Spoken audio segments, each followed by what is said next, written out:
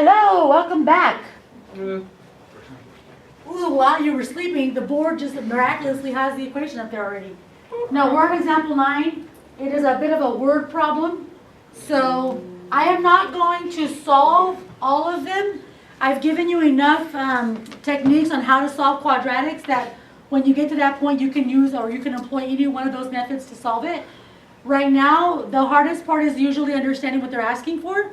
So I'm going to do that for you, set it up in each of the parts, and then you can solve it on your own, later.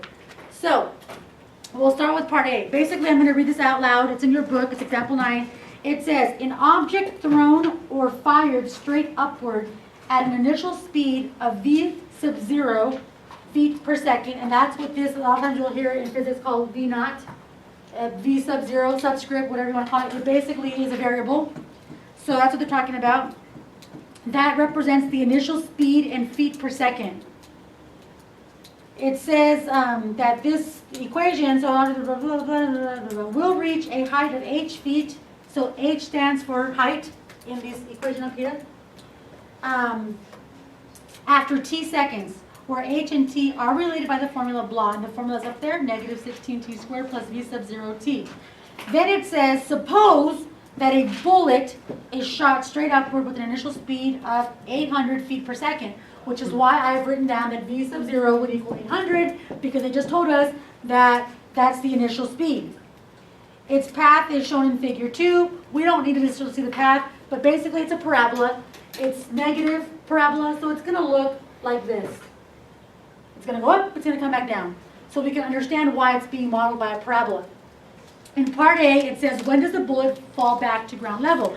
And oftentimes, students don't know what that means as far as solving. All it really means is that the height is 0. If you're on the ground, the height is 0. So what you would have to do is take your little equation and go negative 16t squared plus 800t. I'm replacing the v sub naught with 800. And then you would want to equate it to 0 and carry on. That's what I mean by I'm not going to solve it for you, but I am going to tell you what you're supposed to do. For part A, ground level means 0. H is 0. So at that point you can divide by negative 16, you can factor it, and on the story goes. Are we good with that? Yeah. I mean, you understand why we put a 0 there. That's really all we did. I didn't actually solve it. So, part B, when does it reach a height of 6,400 feet? Any guesses, people? H equals 6,400. H equals 6,400. So in this case, you're going to end up with negative 16t squared plus 800t equals 6,400. Now, my suggestion to you, move the 6,400 to the other side and carry on. In this part A, you could just factor the t's out because it's already equal to 0. See, but this one's not equal to 0, so you want it to equal 0. That's just hint for you. Part C, when does it reach a height of 2 miles? How many of you want to go h equals 2? No, 2 miles. This is in feet, right? The height is in feet. So before you get all fancy schmancy, you need to make sure that you go 2 times 5,280. Because we know that in 1 mile, there are 5,280 feet. We know that, right? Yeah, of course. So 2 times 5,280 is some crazy number. 10,560? So that's what h equals in this case. 10,560 feet. So back to negative 16t squared plus 800t equals 10,560. Subtract the 10,560 to the other side and carry on. Part D. Part D. How high is the highest point the bullet reaches? We know the highest point to be here. We call it the maximum of a parabola. Does anyone remember where that occurs? It's this little word that starts with a V and ends with an X. Vertex. Vertex. Good job. The X coordinate of the vertex. This is asking us how high is the highest point.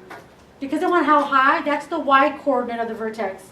If they wanted to know when it happens, that would be the X coordinate of the vertex. That tells us when. And the Y coordinate tells us actually how high it is. So did you remember the formula for that? I'm going to give it to you. X equals negative B divided by 2A. If your equation is in standard form, which it is, then all you need to do is find the X coordinate of the vertex by using that little formula. So that means that I would take my A value, because we can just use this guy right here. Your A value is negative 16, and your B value is 800. So you would go negative 800 divided by 2 times negative 16, and you would get negative 800 divided by negative 32, which is positive 25. I'm not that fast. I just did this a long time ago. So I already knew what the answer was going to be. But yeah, I just randomly do that in my head. No, I'm not Watson either. All right? 25. Now, did that answer my question? No. What it's telling me is that at 25 seconds, that's when this bullet will reach its highest point. But if I want to know what the actual highest point is, what do I have to do? Plug 25 into the equation to get the height. So they want you to go find h of 25. I will tell you that, again, I already did that, and I plugged it in, and I got 10,000. 10,000 feet. That's how high it's going to reach before it comes back and kills somebody. Awesome. Are we good with 9? You understand what they're asking for? CC, no?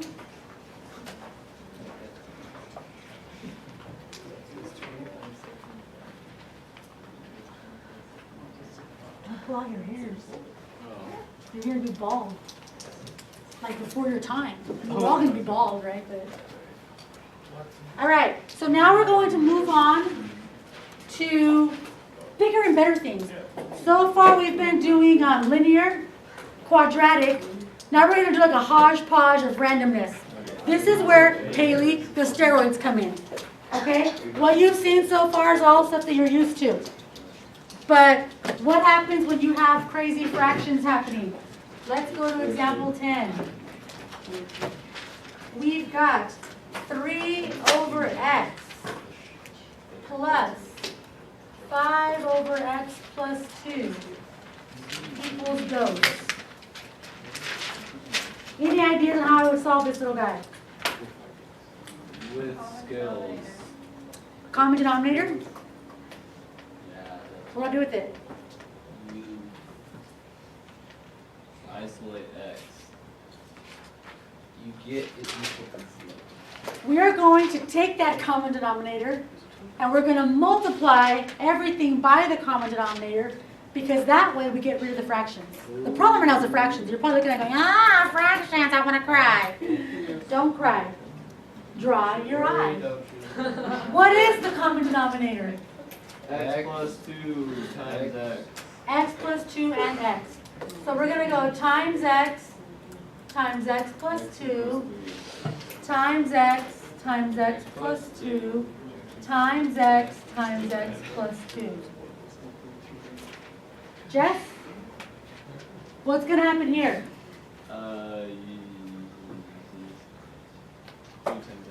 3. The x's will cancel, yes? 3x plus 6. Yes? Yes. So you will have a 3 and an x plus 2. There's a plus.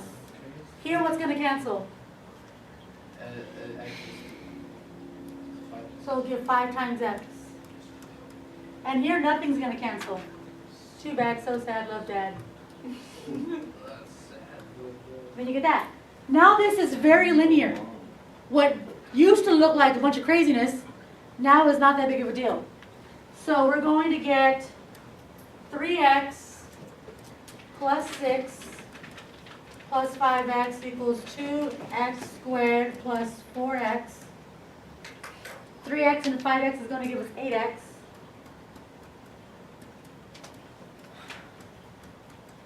And I can already see that I have this quadratic happening over here on the right, which means I probably want to put everything on that side. I don't want to move my 2x squared to this side and make it negative. So I'm going to move these two things to this side, but technically it doesn't matter. So I'm going to go ahead and go minus 8x minus 6, minus 8x minus 6. Minus 4. So I'm going to get 0 equals 2x squared. 4 minus 8 is negative 4x minus 6. All of this is divisible by 2. Even, even, even. So we can divide everything by 2 and get x squared minus 2x minus 3 equals 0. At this point, you could solve it by factoring if it's factorable, or quadratic formula, or if you really want to get crazy, you could do completing the square. I think it's factorable because 1 times 3 and a 2 is pretty probable. So let's try that. We're going to go x times x, 3 times 1. If you want negative 3, positive 1, you're going to get negative 3x plus x will give you negative 2x. So you're going to get x minus 3. Bless Yahoo! Wow. So x will equal 3 and negative 1. Alrighty. Now as long as we didn't get x equals negative 2, we're okay. Why can x not be negative 2? What? Why could x not be negative 2? Negative 2? Right. Because of theirs is it equal? Because then you would be dividing by 0 from the original. Negative 2 plus 2. X couldn't even be 0. So be careful with that. Once I've gotten my solutions, just double check that they're not going to cause any problems in the original. So 3 is not going to cause any problems, and neither will the negative 1. So we're good. Those are your solutions. Alrighty? Okay, we have, I want to do one more, because believe it or not, there's all the way to 14, but we don't have that much time. So we're going to do one where we're involving a radical, and then the bell will probably ring, and then tomorrow we'll just have, at the beginning of class, we'll do a couple more, and then we'll use the rest of the period for homework. So example 11 is going to be 2x equals 1 minus root 2 minus x. Okay? So this is what we're going to do to solve an equation that has a radical in it.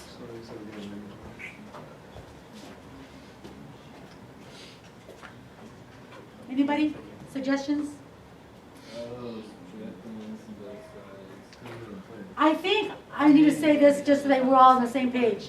You guys understand that at any time when you're trying to solve an equation, the variable needs to be like collected together on one side, right? And sometimes that's easy. You can just put all the x's on one side. Okay, what's the problem here? This x needs to come on over here with this x. But you can't take it out because it's in this little house. Right? Do you understand that? This x can't come out of this house just because. So we have to get rid of that square root somehow beforehand. That's square. Now, this is what I want you to be very careful to pay attention with, okay? If you are lazy and you decide, I'm just going to square it right now. If I decide, okay, squared, is that going to get rid of your square root? No, it won't. Before you say yes, no, it won't. Because you don't remember this, but a minus b squared is a squared minus 2ab plus b squared. So yes, a squared is 1 squared. Yes, b squared is square root squared. Cancels. But what about the middle term? 2ab. 2 times 1 times square root again. So you got rid of it just to put it right back. You realize that, right? Okay, so that means that that's not what you want to do. Okay, so then what do? It's a very small step that has to happen before you get all excited about what you were doing. And that is, don't go anywhere yet. It'll be easy right now. Subtract 1. Oh, yeah. And then Whoa. 2x minus 1 equals negative square root 2 minus x. If you do that, now you can square both sides. Square. Now it's totally okay to square both sides because you don't have an a minus b situation happening. So when you square it, it's going to cancel because a negative times a negative is a positive, and the square root's going to cancel. So you're just going to get 2 minus x. And over here, be careful that you make sure that you follow the formula. A minus b quantity squared is a squared. That would be 4x squared minus 2 times a times b. So 2 times 2x times 1. So 4x, right? Plus b squared. If you don't remember that part, you can go back to the previous, I think it was 1.3, 1.2, where you had your formulas. So we're going to bring this x over here. Bring the 2 over there. Get them all together on the same side.